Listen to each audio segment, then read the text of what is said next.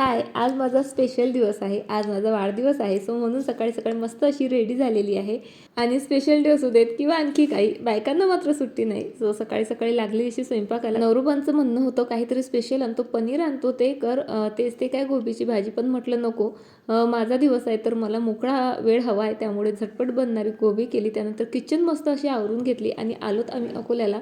Special day जरी माझा असला पण शॉपिंग मात्र पिहूची होती. पिहूला छान सायकल घेतली, छान ड्रेसही घेतला, कारण उद्या पिहूचा वाढदिवस आहे. त्यानंतर माझ्यासाठी खरं तर केक घ्यायला आलो, पण मजा मात्र या दोन्ही भावांनीच केली. घरी येऊन छान सायकलची पूजा केली.